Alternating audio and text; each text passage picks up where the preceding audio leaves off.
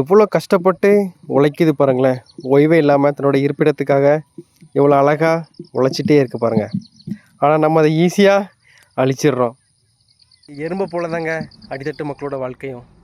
நம்ம டெய்லி தினக்கூலியாக எவ்வளோ தான் இன்னொரு முதலாளித்துக்கு கார்ப்பரேட் கம்பெனிக்கும் அடிமையாக வேலை பார்த்தாலும் கடைசி வரைக்கும் எவ்வளோ தான் உழைச்சாலும் சரி வாழ்க்கையில் முன்னேறவே முடியாது. இதுதான் ஃபேக்ட்டு. ஸோ சொந்தமாக எந்த ஒரு தொழில் பண்ணி அந்த உழைப்பு உயர்வை தரும்.